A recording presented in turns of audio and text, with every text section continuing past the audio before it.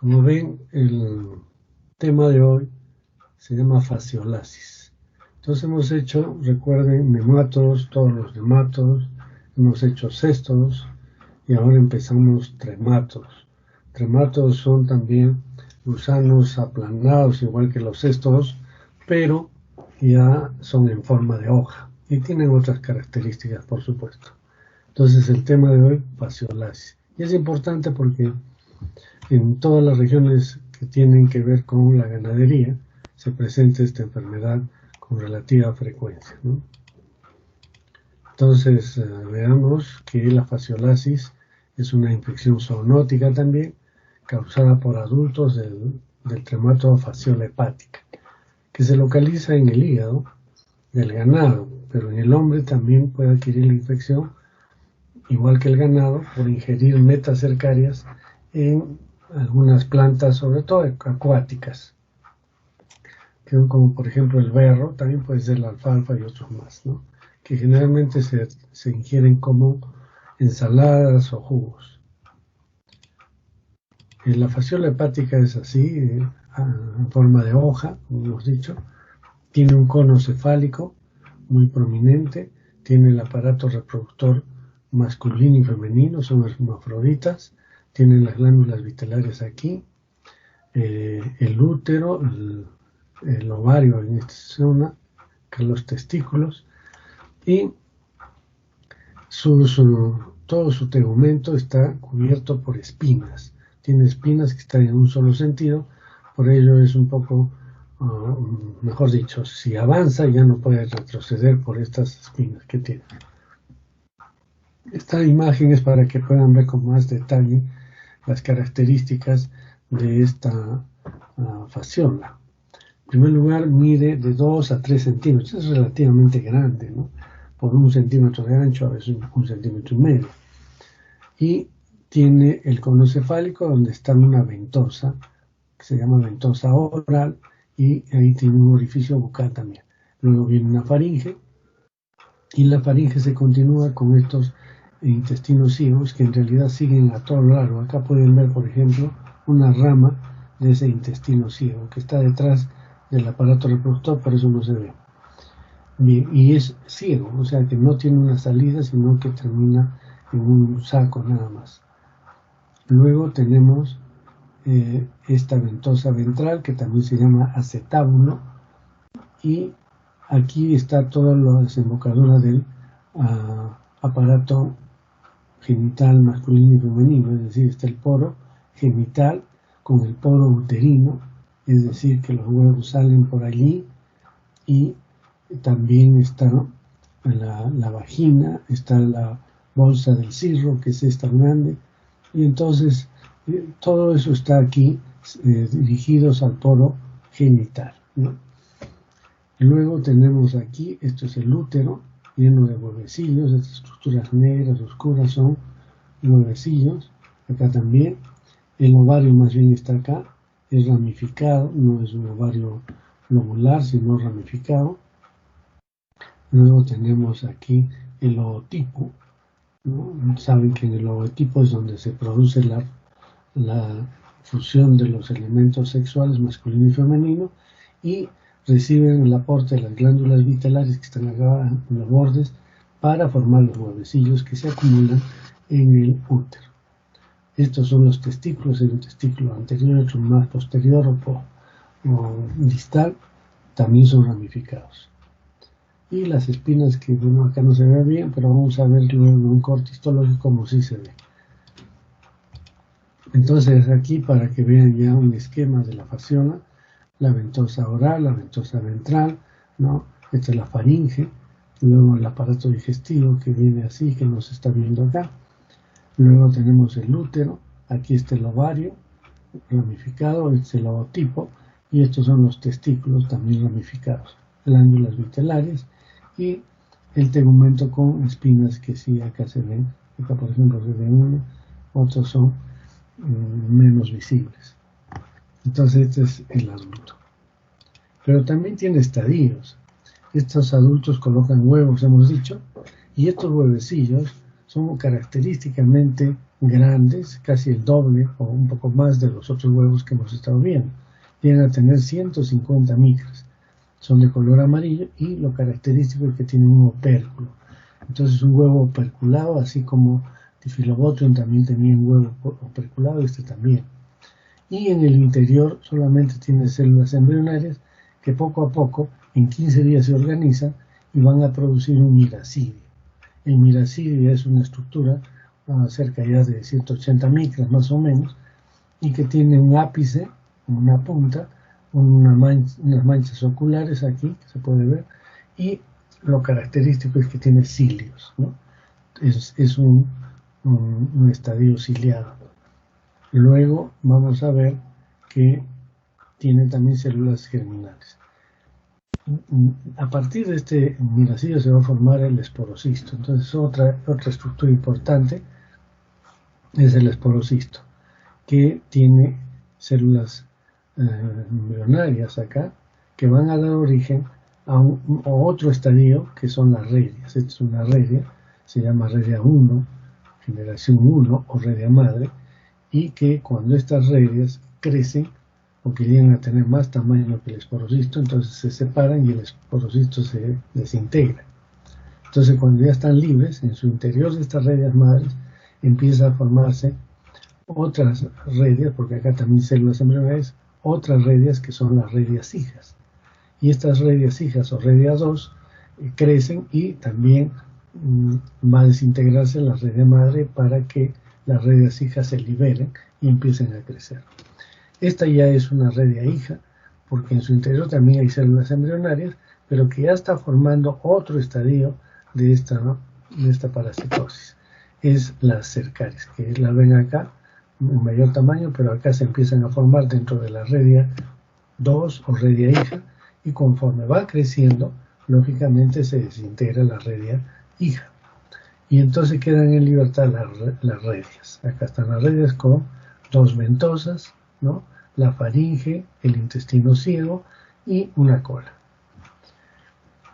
Eso es y finalmente hay otra estructura. A partir de esta red cercaria se va a desarrollar el último estadio del proceso de reproducción asexual, que es la metacercaria. Entonces la cercaria pierde la cola y se enquista.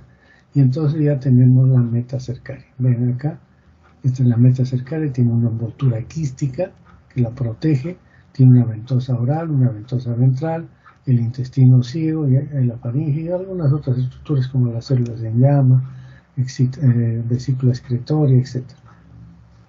Entonces, esta ventosa ventral también hemos dicho que se llama acetábulo, ¿no?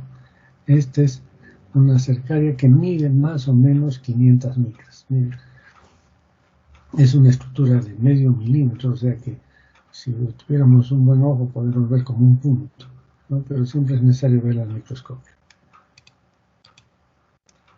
El huevo de Fasciola, miren, es de color amarillo verdoso, tiene una cubierta lisa y presenta el opérculo, que acá está abierto, ¿no? Para que pueda salir de su interior el miracidio, que se va a formar a partir de estas células embrionarias que van a dar origen a un miracidio. Y entonces acá está el miracidio ya formado dentro del huevecillo, y después va a salir este miracidio que tiene cilios a través de el opérculo, ¿no? Y esta es una redia, esto ya es una fotografía real, esta es una redia hija, y en su interior se han formado varias cercarias. Acá tenemos ya las cercarias que están saliendo y que van a crecer más que incluso la redia. Recién están saliendo, pero ya están rompiéndose la redia para que salgan estas cercarias. Y este es el hospedero intermediario, un molusco del género Limnea. Son varias especies del género Limnea, ¿no? Lo característico de este caracol es que tiene 5 espiras, 5 vueltas, ¿no?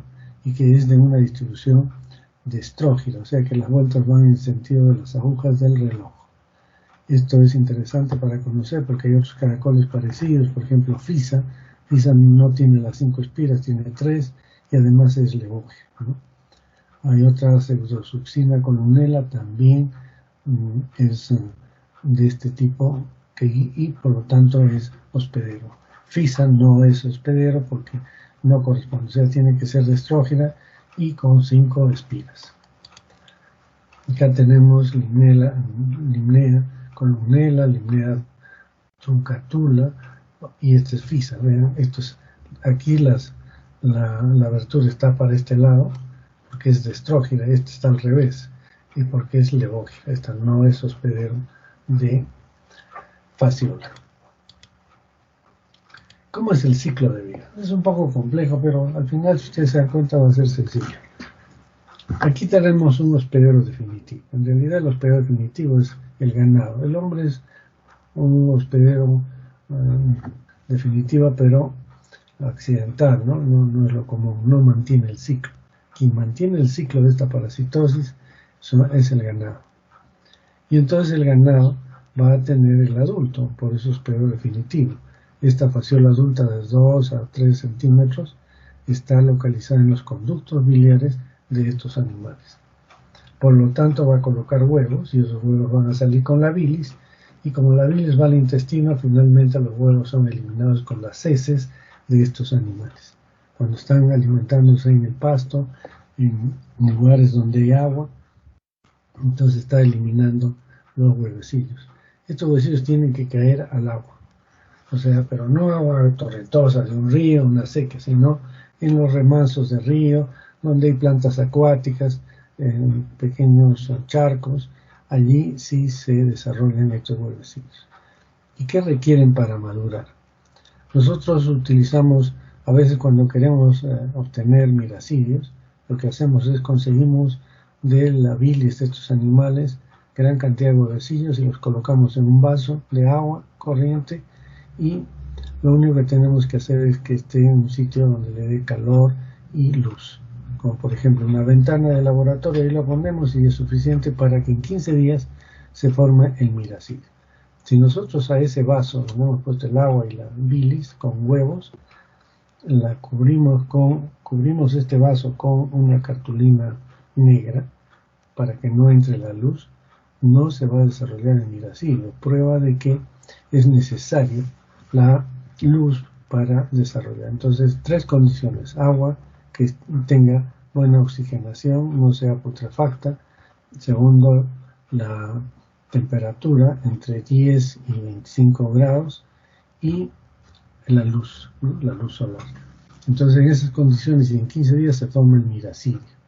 El miracidio tiene que buscar a un caracol, a un molusco desde el género Limnea, que ahora hemos visto. Y entonces se introduce por el pie del caracol, ¿no? Activamente emitiendo enzimas. Este tiene movilidad, o sea, con su movilidad con enzimas y con la ayuda del ápice se introduce, y en el hepatopáncreas de este molusco se va a formar todo un proceso de desarrollo asexual, es decir, el miracidio se convierte en un esporocisto. Este esporocisto tiene células germinales que van a dar origen a redes. Entonces, cuando crecen las redes, ya lo he explicado también, pero volvemos, estas redes crecen, se desintegra el esporocisto, ya se individualizan las redes, que es de primera generación. En ellas se va a formar, a partir de células germinales que también tiene, otras redias, que es la redia 2 o de segunda generación, o redias hijas, y entonces en estas también crecen, desaparece la redia madre, y dentro de la redia hija, que también tiene células embrionarias, se va a formar las cercarias. Y cuando se forman las cercarias se desintegra la redia hija y ya quedan estas cercarias en libertad. Se dice que de un miracidio que entra al caracol salen aproximadamente 500 cercarias. O sea, es un tipo de reproducción asexual.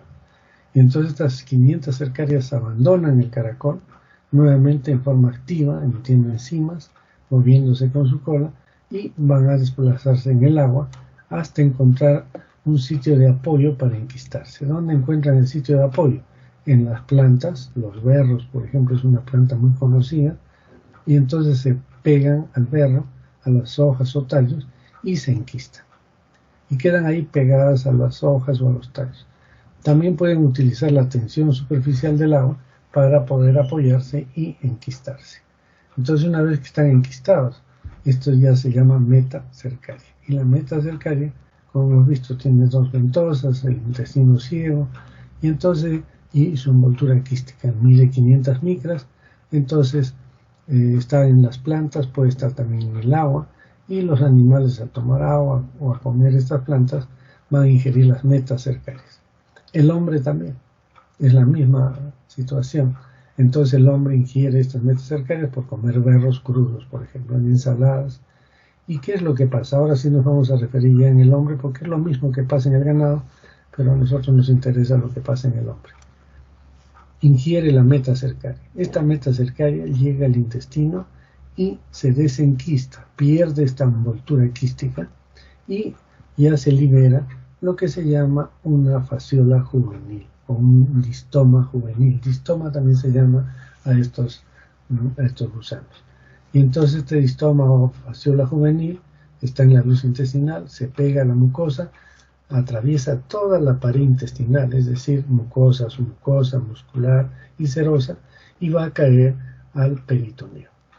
Una vez que ya está en el peritoneo, lo que va a suceder es que va a avanzar reptando, porque tiene movilidad, repta hasta alcanzar el hígado. Pero el hígado está cubierto por una cápsula que se llama la cápsula de Gleason. Y entonces van a penetrar con sus espinas, con su movilidad y con enzimas también, perforan la cápsula de Gleason y se meten al hígado. En el parénquima hepático generalmente al principio circulan por el espacio subcapsular, ¿no? Por los bordes, y va avanzando, causando pequeñas hemorragias. Se alimenta también de sangre, ¿no? Causa pequeñas hemorragias subcapsulares, y después, cuando ya se mete más al parénquima, el organismo empieza a producir su respuesta inmune, llega inmunoglobulina E, eosinófilos en mucha cantidad, gran cantidad de eosinófilos, y forman microabscesos eosinofílicos en el parénquima hepático. Pero la fasciola sigue, no le hace mayor daño esto, y sigue avanzando hasta encontrar un conducto biliar. Cuando entra el conducto biliar, también lo penetra y ya se queda en el conducto biliar para completar todo su desarrollo hasta ser una fasciola juvenil, de ser una fasciola juvenil a una fasciola adulta, y en ese sentido ya puede colocar huevos que caen a la bilis, ¿no? Entonces, en este ciclo de migración interna que hace la fasciola, hay que distinguir dos fases. Esto es muy importante porque nos sirve para la patogenia, para el diagnóstico, nos sirve para la clínica, etc. Y hasta para las complicaciones. Hay una fase de migración. La fase de migración consiste desde que la fasciola juvenil penetró la mucosa intestinal hasta que llegó al conducto biliar. Una vez que se introduce en el conducto biliar, eso es la fase de localización.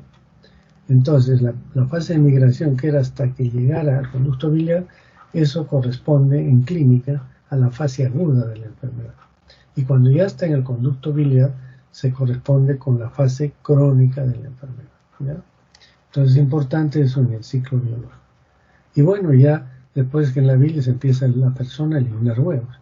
El hombre elimina huevos que están aquí, pero que mayormente no tiene mucha importancia desde el punto de vista epidemiológico. ¿Quién tiene importancia entonces? Es el ganado, que elimina gran cantidad de huevos y que caen al suelo, donde hay plantas, donde se está alimentando.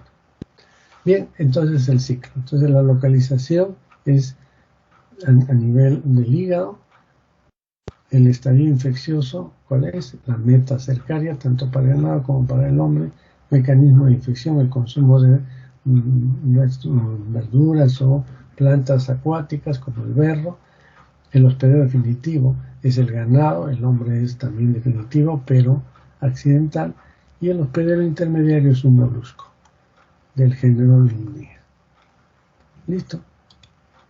Entonces acá, un poco para repetir nada más, la fasciola hepática está en el ganado, Este es el hospedero definitivo, elimina huevos, estos huevos desarrollan en 15 días en el medio ambiente, se convierte en miracidio, sale a través del opérculo y busca el caracol para introducirse por aquí, por el pie del caracol, hasta localizarse en el hepatopáncreas, donde finalmente, después de un proceso de reproducción, va a formar las cercarias que abandonan el caracol y se enquistan en el medio ambiente, formando la metacercaria.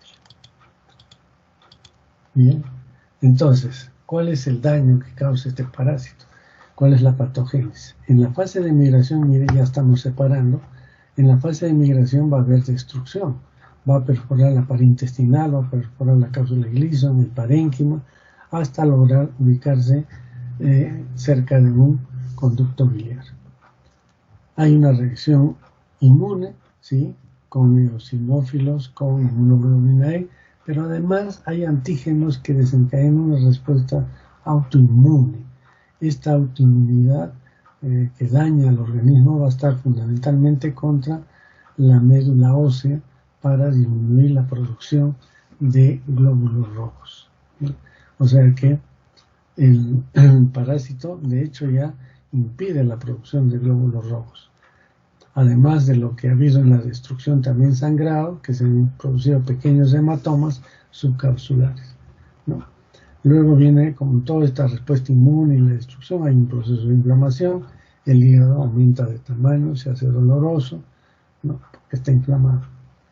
Y vamos a encontrar microabscesos eosinofílicos, como ya les he dicho, en todo el parénquima, y finalmente hay un daño expoliatriz, es decir, sustracción de sangre. No es tan importante, pero con lo que se produce en la autoinmunidad, o sea, el daño a nivel de la médula ósea, con lo que se produce en la destrucción, las hemorragias subcapsulares y el daño expoliatriz, estos pacientes suelen presentar algo de anemia. Y en la fase de localización ya es más bien un daño tóxico, porque producen una sustancia que se llama prolina. ¿Alguien me puede decir qué es la prolina? ¿Se acuerdan? A ver, vamos. Prolina. ¿Qué cosa es la prolina? Aminoácidos. Un aminoácido, muy bien. O sea, es una sustancia natural, ¿no? Pero que la fasciola la produce en gran cantidad, enorme cantidad de prolina, y esto va a inducir la producción de fibroblastos en todo el conducto biliar, de tal manera que el conducto biliar se vuelve grueso, duro, y ya no cumple todas las funciones, y la bilis que está allí se vuelve también espesa, se llama barro biliar, con algunas formaciones ya duras, tipo cristales, y eso es el barro biliar, ¿no? Entonces, se ha demostrado también poniendo animales prolina sin que exista la infección por fasciola, y igualmente se produce el engrosamiento de los conductos biliares. Este es un corte histológico para que vean. Este es el conducto biliar muy que se llama engrosado, ¿no? Y que es debido a la producción de prolina. Y en el interior está esta fasciola cortada transversalmente. Es una fasciola cortada transversalmente que va a permitir observar aquí, por ejemplo, el aparato reproductor, estos, el aparato digestivo, con las ramificaciones, puede haber glándulas vitelarias por este lado, etcétera, ¿no? Entonces, ya son elementos que se pueden reconocer, pero lo más importante para el patólogo es ver que este parásito, miren, tiene estas espinas en todo su tegumento. Entonces, fácilmente uno ve que estas espinas y dice, esto es fasciola, ¿no? Por las características también de lo interno. Bien. Luego, esta es la patogénesis, por supuesto. Después vamos a ver, estos son hígados infectados, miren, estos de animales más bien, miren, acá hay una fasciola, acá hay otras, son relativamente grandes las fasciolas, y miren la característica de los hígados infectados. Mira, acá por ejemplo está saliendo una fasciola de un conducto biliar, pero acá Vean, esta es la luz del conducto y el conducto está sumamente engrosada sus paredes, ¿no? Miren cómo está gruesa y el conducto pequeño, igual acá, miren. Entonces, eso es lo que pasa con este hígado parasitado, que lógicamente van a causar pues una serie de trastornos del flujo biliar.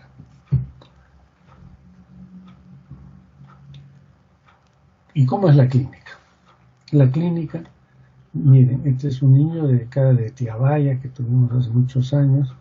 Incluso aquí se le aplicó metina para el tratamiento, una droga que ya no se usa, es muy tóxica, es cardiotóxica, produce vómitos, pero se utilizaba muy bien para esta parasitosis, para amebiasis también, en forma subcutánea. En este niño hemos utilizado eso porque no había otro tratamiento en esa época. Pero, ¿qué es lo que estamos viendo acá? Una hepatomegalia marcada, con algo de ascitis, ¿no? Y también desnutrición del niño porque es una infección al inicio aguda, pero que afecta, pues probablemente le causa anemia también. Entonces, en la fase aguda, las características clínicas de la fiebre, dolor abdominal, hepatomegalia, eosinofilia, anemia. Entonces, la fiebre, hay un proceso inflamatorio, la hepatomegalia, pues al crecer el hígado, causa dolor y hay una eosinofilia. Recuerden, en esta parasitosis es una de las que produce mucha eosinofilia, más de 20% de eosinófilos en sangre periférica. Igual que otra parasitosis que ya hemos estudiado, ¿no es cierto? ¿Cuál es esa otra parasitosis? La estrongiloidosis. Muy bien, estrongiloidiasis o estrongiloidiosis es una parasitosis también que produce eosinofilia. Todavía son dos entonces que estamos estudiando eso. Y la anemia que también se puede ver en nuestros pacientes. Es la fase aguda. En la fase crónica, el dolor abdominal cambia, ya no es un dolor abdominal opresivo, ¿no? Que se exacerba la palpación, sino que es un dolor tipo cólico. ¿Por qué? Porque las fasciolas se suelen introducir al colédoco, los conductos biliares, y no pasa bien la bilis, entonces eso causa un dolor tipo cólico, como si fuera un cólico biliar. Y aparece la ictericia por este problema, pero la eosinofilia se mantiene.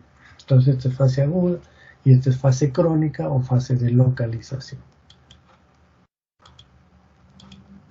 En esta enfermedad se suelen observar complicaciones. En la fase aguda es diferente a la fase crónica. Miren, todo es importante entonces en el ciclo de lo que hemos visto de la fase de migración y la fase de localización. Esta es la fase de migración que corresponde a la fase aguda de la enfermedad. ¿Y qué vamos a tener? Migraciones erráticas. Es decir, la fasciola, en lugar de introducirse al hígado, puede a veces equivocarse y se desvía. Y muchas veces aparece en personas en el tejido celular subcutáneo, bajo la piel, y comienza a desplazarse con intenso prurito y enrojecimiento, ¿no? Si ustedes han visto en esa película La momia, cómo se les introduce los escarabajos, algo parecido, pero eso es pues dramático, ¿no? Es una película. Pero aquí sucede así, no se ve la fasciola, pero se ve el enrojecimiento que va cambiando de lugar. La ruptura espontánea de hígado es una complicación grave de esta fase. ¿Qué es lo que pasa? El hígado está muy inflamado, ¿no? Con perforaciones de la cápsula gliso. Esta cápsula es como si fuera papel celofán, que es muy resistente, pero basta que se produzca una difracción, se rasga y puede romperse. Entonces, la ruptura espontánea suele suceder en personas que están con hepatomegalia, con dolor abdominal y que hacen algún esfuerzo o les cae una pelota o alguien hace una maniobra, digamos, que presiona el hígado y entonces se rompe y de esa manera el paciente está en serio problema porque una ruptura espontánea de hígado es, si no se atiende a tiempo, se puede morir. Se produce un shock hipovolémico, grave, severo, el hígado sigue sangrando, hay una hemorragia interna, se llama así, hemorragia interna, porque la sangre se acumula en la cavidad peritoneal, ¿no? No es hemorragia digestiva, es una hemorragia interna. Entonces, esto es una situación de emergencia, tiene que ser atendido inmediatamente. Y en la fase de localización lo que se suele ver es la obstrucción biliar. Se ha visto varias veces, se ha mencionado que las fasciolas se introducen al colédoco y ahí se quedan atrapadas, entonces no hay un buen drenaje, la bilis quiere botar la vesícula biliar quiere eliminar la bilis y no puede, eso causa intenso dolor, es un cólico biliar típico y varias veces han sido operados estos pacientes pensando que es un cálculo. Hace varios años me llamaron de Tacna que habían entrado pensando que era una coledocolitiasis y cuando entraron encontraron una infinidad de fasciolas y en esa época no sabían qué tratamiento darles porque eran muy escasos, se utilizaba un medicamento que es de uso veterinario, pero se logró tratar bien a esta paciente. Entonces acá tenemos un caso clínico, dice que es una paciente de 19 años procedente de Chupaca, Junín, en la Sierra Central de Perú, una zona ganadera, que presenta una pápula eritematosa indurada y pruriginosa en el flanco derecho, la cual evoluciona en una vesícula dolorosa donde quirúrgicamente se extrae un espécimen aplanado identificado como fasciola hepática. Además presentó, recuerden bien, eosinofilia y la prueba de doble difusión al colon fue positiva. No se encontraron huevos ni el análisis de eso. Esto es importante, miren, no se encontraron huevos. ¿Por qué no hay huevos? Porque está en la fase de migración y todavía no ha llegado la fasciola hacia los conductos biliares. Entonces no hay eliminación de huevos. Entonces en la fase aguda no hay eliminación de huevos. A veces los colegas envían una muestra para que examinemos en un examen de heces y sale negativo. Después me llaman por teléfono, ¿cómo va a ser si al final siempre ha sido una fasción? Sí, pues, pero era en la fase aguda, ¿no? Todas las pruebas fueron positivas, el arco 2, etcétera, y es una fasciolasis, pero no hay huevos en heces. Entonces hay que explicar eso bien. Esta es una fasciolasis errática, miren, acá está esto en pulmón, acá se ve mejor ya en una disección, y acá está la fasciola en el pulmón, ¿no? Fasciolasis errática en pulmón, como es de la piel. Y esta es una ruptura espontánea, miren cómo se ha roto el hígado, se ha fraccionado, y este hígado es muy friable, muy difícil es la operación en estas condiciones. Muchas veces se tiene que poner solamente un apósito para controlar la hemorragia y después reintervenir el paciente ya para corregir los problemas. Es un problema serio para el cirujano, una ruptura espontánea de hígado, ¿no? Entonces, eso es en la fase aguda. En la fase crónica de localización puede producirse, como hemos dicho, cólico biliar. Aquí estamos viendo una CEPRE, que es una endoscopía, va hacia la vía biliar y encuentran aquí una fasciola en el colédoco, ¿no? Entonces, el diagnóstico es clínico en la fase aguda, con los síntomas que hemos mencionado, en la fase crónica también con los síntomas que se mencionan. Pero es importante acá para la clínica también saber de dónde viene el paciente, ¿no? Miren lo interesante que es. Es un paciente que generalmente viene de zonas ganaderas. Eso es importantísimo averiguar en la historia clínica. Hace poco un interno me buscó para informarme que habían tenido un paciente de 10 años, me parece, que le habían encontrado huevos de difilobotrio en las heces. Entonces él venía para sobre todo preguntar qué tratamiento le podía dar. Y me cuenta la historia del paciente y me dice, es una paciente, me parece, una mujer, que presenta eosinofilia muy alta, 23 creo por ciento, algo de anemia, fiebre también tenía, y ¿qué se llama? Y le encuentran huevos de fasciola, perdón, difilobotria. Entonces le digo, pero la difilobotriasis no da anemia, ni tampoco da eosinofilia. ¿Y de dónde es la paciente? Es de una zona del Cusco, no me acuerdo exactamente bien, pero el Cusco es una zona endémica de fasciolasis, ¿no? Entonces le digo, eso no puede ser un difilobotrio. A ver, tráeme una muestra de heces. Me trae la muestra de heces y no eran huevos de difilobotrio, que es operculado, sí, pero son chicos por comparación de lo que estábamos viendo, un huevo de fasciola amarillo, grande. Esto es una fasciolasis. Miren, solo por preguntarle de dónde viene el paciente ya estamos viendo, pero la clínica ayuda mucho, ¿no? Entonces, para no confundir. Entonces, si ustedes tienen un resultado de un examen de laboratorio que no coincide con su clínica, repregunten, lleven la muestra a otro sitio, algo está sucediendo. Bien, entonces esto es lo que tenemos en la fase 1, ¿no? La serología positiva, la hemoglobina disminuida, el hemograma con una eosinofilia de más de 20%. Y si es complicaciones, bueno, ya hay que ver cómo se hace el diagnóstico con otro tipo de ayudas. Y aquí tenemos en la fase crónica, la serología sigue siendo, ya empieza a ser positiva. Acá empieza a los 15 días recién a hacerse positiva, antes puede salir negativa, tengan cuidado ahí. La fase aguda dura 2 meses o algo más, hasta 3 meses puede durar. En la fase crónica ya el examen de heces es importante porque encontramos huevecillos. Entonces se usa el método de Graham, el método de sedimentación rápida, porque estos huevos son grandes. Método de sedimentación rápida.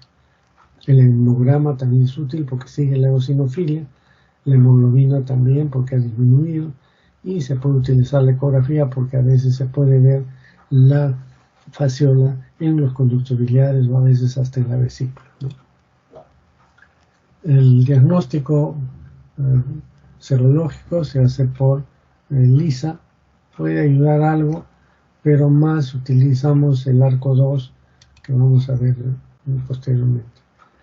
Y esto es para la fase aguda, digo, el ELISA, pero en la fase crónica ya utilizamos la sedimentación rápida. Y la sedimentación rápida consiste en tener una probeta, le ponemos la muestra de heces disuelta en agua, algo tibia mejor, y se deja en reposo 20 minutos. A los 20 minutos, mire, ya queda el líquido sobrenadante, un poco menos turbio, se elimina esto y se hace todas las veces hasta que finalmente quede el sobrenadante totalmente transparente.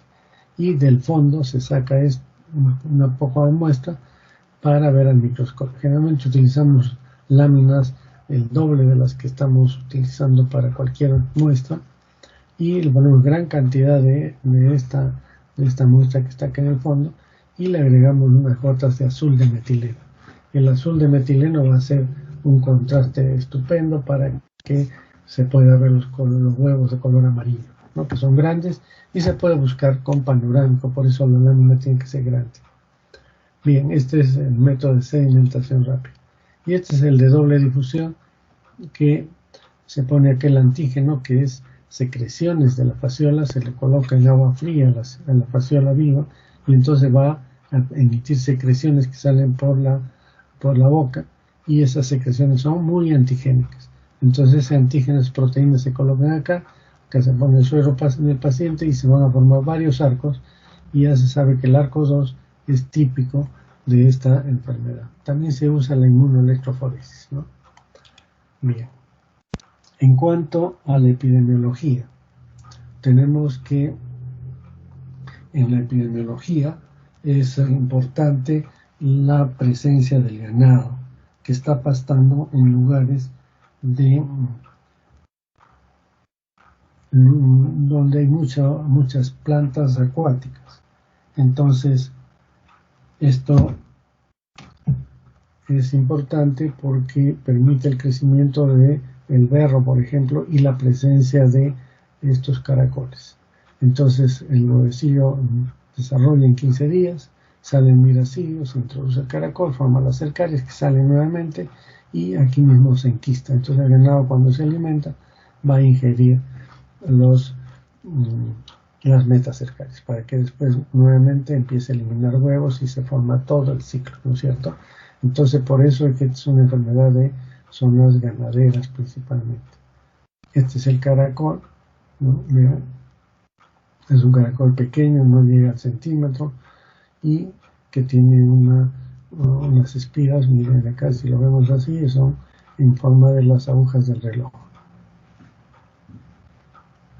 Igual acá, miren, si ustedes dan la vuelta, está al revés, pero está aquí sí se ve muy bien.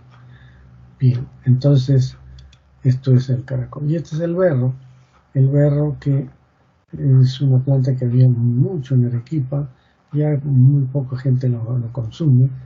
Ahí al frente del rectorado, por donde está la iglesia de las esclavas, había una sequía, de hecho que está la sequía, pero ya la han cementado, y entonces ahí crecía el berro y había caracoles. Para la práctica siempre sacábamos de esa zona. Ahora ya no está, por el cemento ya no crece esta planta. Entonces, si hacemos un estudio epidemiológico de esta enfermedad de fasciolasis, tenemos que determinar algunos índices. El índice de infección humana, que la determinamos por serología, por imagenología, o sea, ecografía, puede ser examen de heces, también es interesante, porque la mayor parte están en fase crónica, casos hospitalarios, o sea, historias clínicas, la intrahemorreacción que también se puede usar con proteínas fasciolinas, se llama, y se inocula en la epidermis. Si es más de medio centímetro la reacción, vamos a decir que es positivo. Pero esto todo es para determinar el índice de infección humana en la población. Y vamos a determinar si es hipoendémica la zona, menos del 1% de infectados, mesoendémica si es de 1 a 10%, e hiperendémica si es más de 10%, ¿no? Solamente cuando es más de 10%, o sea, estamos en una zona hiperendémica, la deposición del ser humano tiene importancia. Pero si estamos en zonas hipoendémicas o mesoendémicas, la deposición del hombre no tiene nada que ver. Por eso que en las medidas de control, el control del fecalismo no interesa, en la mayor parte de los casos. Solo hemos encontrado infecciones hiperendémicas en Cusco, en la zona de Monterrey, de las Pampas de Anta, en esa zona donde quieren hacer el aeropuerto. Esa zona es ganadera, es media plana y permite que se acumule el agua, hay presencia de caracoles, etc., ¿no? Pero, por ejemplo, en Arequipa, menos del 1%, ya casi no hay, quizás en la parte donde hay ganadería, aumenta a 2% y esto no es muy importante. Pero hay zonas en el Perú, como es la zona de Cusco, algo de Puno, en el centro Junín, ¿no? Esa zona también es importante, y en el norte es Cajamarca. Cajamarca es una zona muy endémica, así puede ser hasta hiperendémica. El otro índice es el índice de infección animal, que es el registro en los camales. Ahí el veterinario decomisa todas las vísceras con fasciola y no salen esas veces, entonces ya hay un registro de eso. Y entonces uno ve eso y va a ver qué porcentaje del ganado en un determinado camal se encuentra parasitado con fasciola. Y el índice cercárico es otro índice importante para el estudio epidemiológico, para tener después del programa de control, entonces se puede ver si se ha mejorado o no. Eso significa examinar los caracoles, se capturan caracoles, se les aplasta entre dos láminas portaobjetos y se ve al microscopio si es que tienen o no tienen cercarias. Entonces se determina qué porcentaje de los caracoles capturados está infectado con cercarias. Esos son los. En cuanto a la profilaxis, lo más importante es ingerir berros bien cocidos, o de lo contrario no ingerirlos, porque por más que lavemos el berro, no se va a poder eliminar las cercarias, siempre se quedan pegadas allí, y entonces ya sea que se comen en ensalada o en jugos. En el mercado San Camilo, si ustedes van por ahí, pregunten a los que venden jugo si tienen berro, seguro que va a decir que sí, y le preguntan para qué es bueno el berro, y les va a decir que es bueno para el hígado, y efectivamente pues es bueno para enfermarse del hígado, ¿no? Entonces esto es, este es el punto clave para no tener fasciolasis.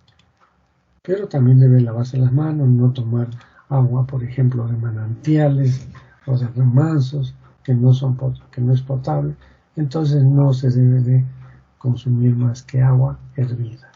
Mediante estas tres medidas prácticamente estamos libres de infección de fasciolasis. En el control tenemos que ver esto, tratar de hacer drenaje de estos campos para que circule el agua y no se acumule para la presencia de tanto de el berro como otras plantas acuáticas o los caracoles. Si ya se seca, los caracoles se mueren. Entonces, hay otra manera de controlar estos caracoles, es usando moluscocidas. Y los moluscocidas tienen la característica de que se agrega en una parte alta, puede ser sulfato de cobre, por ejemplo, y se distribuye por todos los sitios donde discurre el agua, y estos matan a los caracoles. Es una medida de control importante también en zonas donde hay muchos de estos caracoles. El otro tema es el tratamiento del ganado, ¿no? Para el control. Al veterinario le conviene dar un tratamiento a su ganado, hay droga para matar a la fasciola, y de esa manera el animal va a crecer más saludable, va a tener mejor lana, más carne, etc. Entonces los ganaderos ya han entendido esto y dan tratamiento a su ganado. Y finalmente el tratamiento es con triclavendazol. Como os dije, hemos utilizado hasta emetina, pero ya no se usa. Y este triclavendazol inicialmente lo usábamos como uso veterinario. Para ahora ya me parece que ya está apareciendo, todavía no está muy difundido, el triclavendazol en tabletas y para humanos, ¿no? Y por ejemplo, acá para los animales le agregan ivermectina porque la ivermectina sirve para varias enfermedades, incluso para ectoparásitos del ganado. Bien, entonces la droga de elección es el triclavendazol para los humanos. Bien, con eso terminamos esta parte de fasciolas. ¿Alguna pregunta? Sí, doctor. Sí, por favor. Acerca de la fasciola juvenil ingresa al parénquima hepático y ahí es cuando se va a transformar en adulta. Sí. No, es generalmente el adulto ya se forma cuando está dentro del conducto biliar. Un adulto es muy difícil que pueda penetrar las paredes del conducto biliar. Tiene que ser como fasciola juvenil, que es pequeñita, ¿no? Entonces ahí se introduce y en el conducto biliar ahí se alimenta de bilis, de células, y de esa manera puede crecer. En la migración solo se alimenta de también células, pero fundamentalmente sangre. Entonces solo está en el hígado de paso hasta solo para llegar a la vesícula. No a la vesícula, a los conductos biliares. A los conductos, pero es parte del hígado también. Entonces en el parénquima solo está de fasciola juvenil avanzando, produciendo hemorragias, produciendo microabscesos eosinofílicos. ¿No? Gracias, doctor. Muy bien. Entonces con esto ya, esta clase es para la segunda fase, ya no es para este examen. El examen de fase es hasta hidatidosis y difilobotriasis.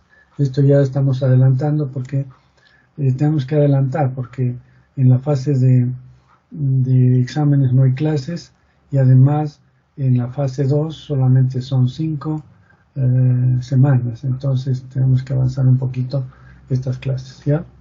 Bien, entonces buenos días, señores alumnos, muchas gracias por su atención.